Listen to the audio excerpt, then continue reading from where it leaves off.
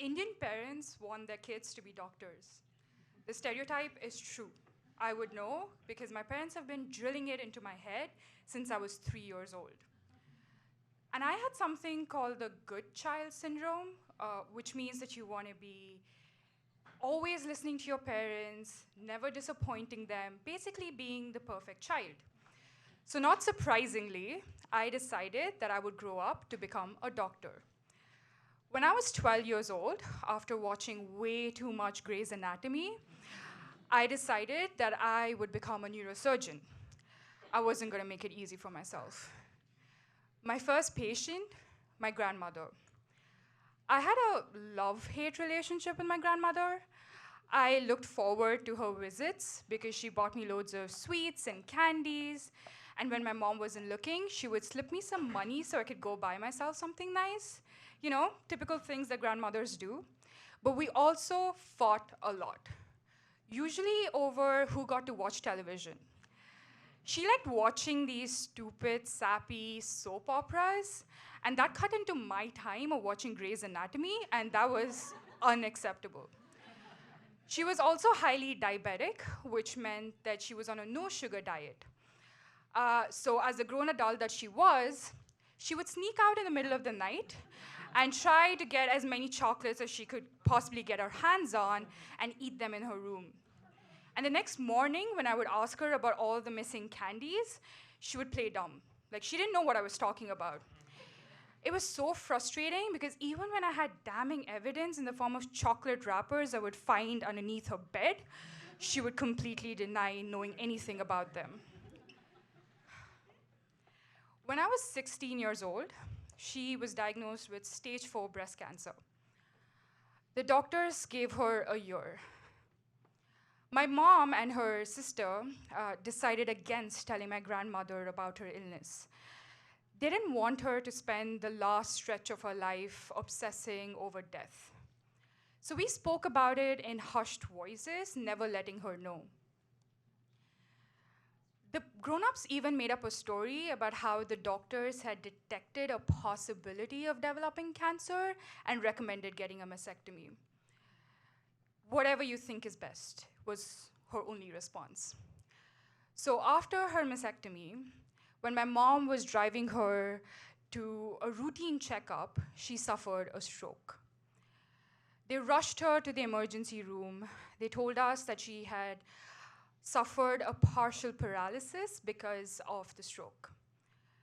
They said that they would have to keep her in the hospital for her physical therapy, and because she was diabetic, it was extremely important that they monitor her blood glucose levels while she recovers. 10 days go by, and at 4 a.m. in the morning, we get a call from the hospital. She had taken a turn for the worse. You see, her blood glucose levels had dropped so low that she went into a diabetic coma. Your brain requires glucose to survive and to function. And deprived of its food, it begins to stop functioning, and you slip into a diabetic coma. And when you're in that coma, you're breathing on your own, you're alive, but you're not able to respond to sound, sight, or any other form of stimuli.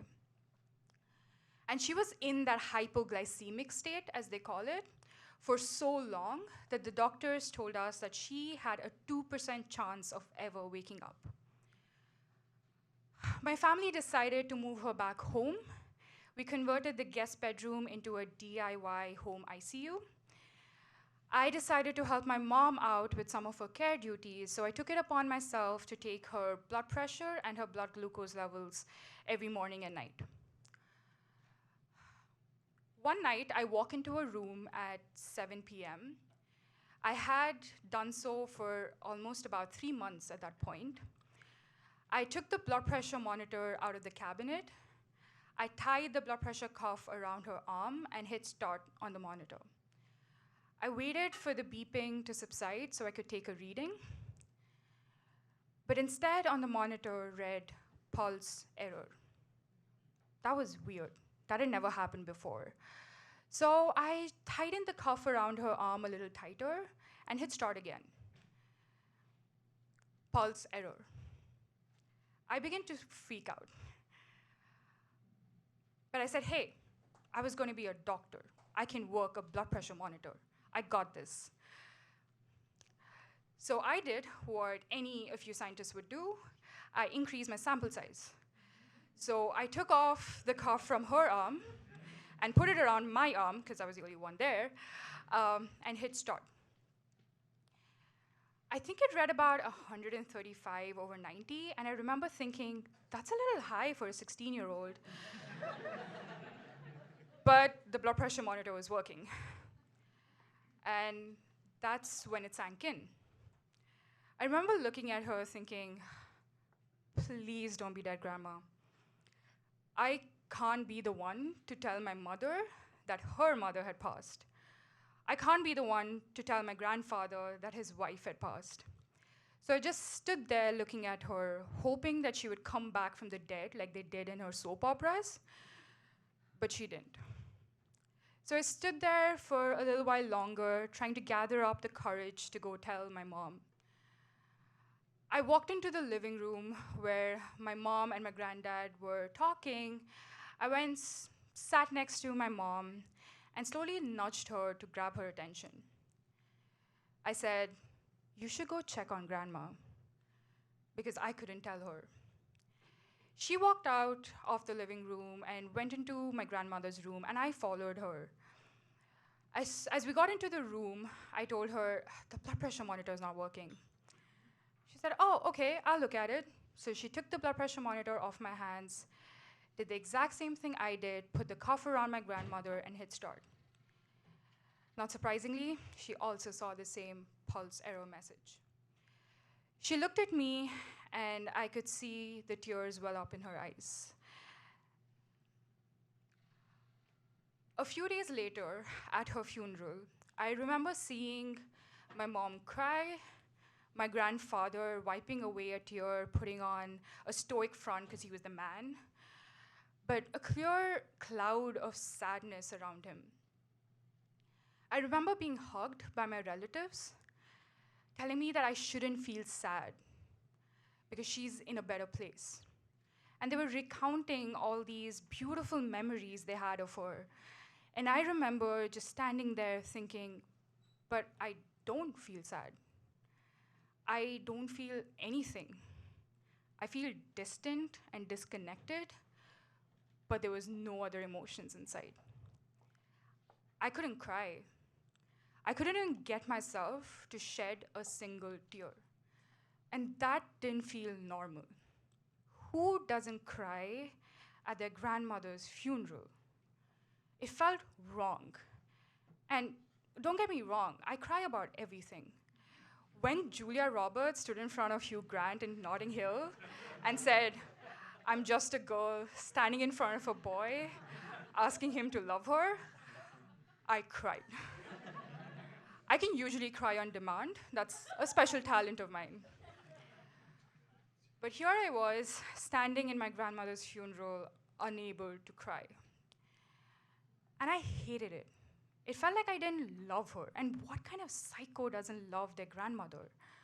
It felt wrong, and I couldn't wrap my head around it. It's been 8 years since my grandmother passed, and I still haven't cried. I was hoping this moment would be it, but hard luck.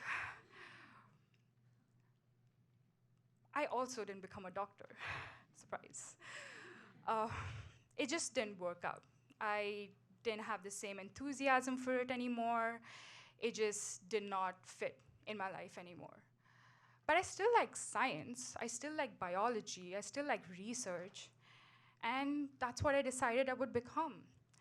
And now, as a neuroscientist who studies stress and trauma, I finally have a good explanation for the response I had back then. I know now that trauma is different for different people. People respond to trauma in different ways.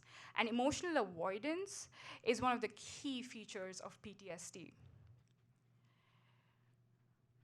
As I rationalized these emotions in my head, there was one other emotion that was playing in my head that that solidified in my mind that I really did love my grandmother. I really did.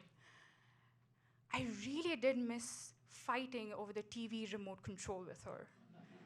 Thank you.